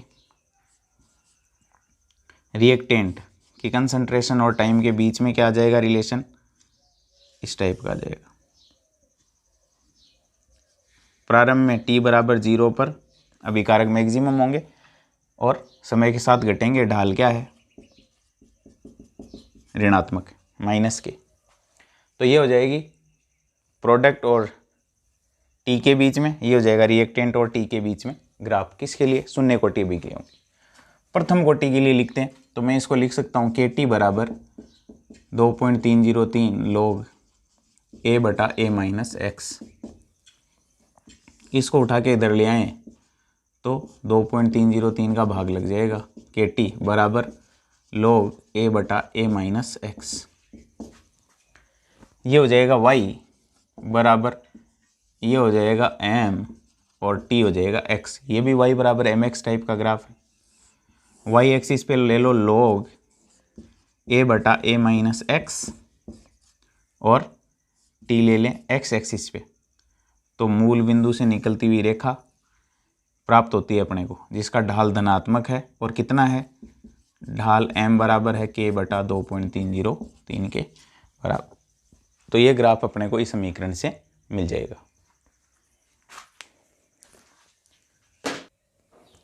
अब देखो प्रथम कोटि अभिक्रियाओं के लिए कुछ एग्जाम्पल हैं। तो पहला एग्जाम्पल है रेडियो एक्टिव पदार्थों का विघटन। रेडियो एक्टिव पदार्थों का विघटन, ये फर्स्ट ऑर्डर रिएक्शन है। इसके अलावा एथीन का हाइड्रोजनन, एथीन का हाइड्रोजनीकरण, जैसे C2H4H2 रिएक्शन करके C2H6 बनाता है निकल प्लेटिनम पैलेडियम की प्रेजेंस में। तो इस रिएक्शन के लिए वेग बराबर के C2H4 की पावर 1। रेडियो एक्टिव पदार्थ है, जैसे रेडियम विघटित होता है और रेडोन प्लस हीलियम बनाता है, तो इस रिएक्शन के लिए वेग बराबर देते हैं के Rn की पावर 1। इसके अलावा अमोनियम नाइट्राइट NH4NO2, इसका विघटन, तापीय विघटन N2 + 2H2, ये भी क्या है, प्रथम कोटि की रिएक्शन है। वेग बराबर लिखते हैं के NH4NO2 यानी अभिकारकों की प्रथम घातांक के समानुपाती होता है। तो ये कुछ रिएक्शन है जो फर्स्ट ऑर्डर को फॉलो करती है। अब देखो एक न्यूमेरिकल अपने पास, एक अभिक्रिया के लिए के बराबर है 5.5 × 10⁻⁻14 -14 प्रति सेकंड। तो अर्धायु की गणना करनी है, यानी टी हाफ निकालना है। अब टी हाफ कौन सी रिएक्शन के लिए निकालना है, ये कैसे पता लगाएं, तो अपने को दे रखा है के बराबर 5.5 × 10⁻14 प्रति सेकंड और समय इनवर्स वेग स्थिरांक की इकाई होती है प्रथम कोटि अभिक्रिया के लिए। इससे निकालेंगे, अभिक्रिया कोटि वो बताएगा। तो टी हाफ बराबर फर्स्ट ऑर्डर के लिए होता है 0.693 के। टी हाफ ज्ञात करना है, 0.693 है ही, के की वैल्यू दे रखी है आपको 5.5 × 10⁻14 प्रति सेकंड। 0.693/5.5 × 10⁻14 और सेकंड ऊपर आ जाएगा। इसकी वैल्यू अपने को प्राप्त होती है 1.26 × 10⁻+13 सेकंड। यह आ जाएगी प्रथम कोटि अभिक्रिया के लिए अर्धायु। अभिक्रिया कोटि का मालूम वेग स्थिरांक की इकाई से लगा लेंगे। अब देखो अपने पास एक न्यूमेरिकल और है, सिद्ध कीजिए कि प्रथम कोटि अभिक्रिया के 99.9% पूर्ण होने में लगा समय अर्धायु का 10 गुना होता है, ये सिद्ध करना है। तो अपने पास फॉर्मूला है T बराबर 2.303/K log A/A-x, ये तो है समाकलित वेग समीकरण। और टी हाफ का फॉर्मूला है प्रथम कोटि के लिए 0.693/K। इसमें और 99.9% पूर्ण होने में लगा समय जो है उसमें रिलेशन निकालना है। तो दो फॉर्मूले ये काम में आएंगे। अर्धायु का तो ये फिक्स है और ये 99 पर निकालना है अपने को। तो 99 पूर्ण होने का मतलब माना प्रारंभिक सांद्रता है A बराबर 100 ग्राम और X कितने बन जाएंगे, 99.9% पूर्ण होने का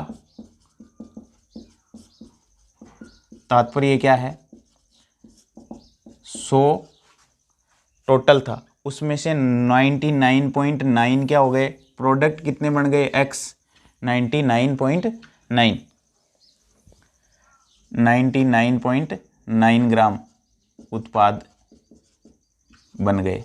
ये हो गया मतलब इसका। तो देखो इसमें रख दो T 99.9% पूर्ण होने का मतलब हो गया 2.303/K log A अपन ने मान रखा है 100 ग्राम,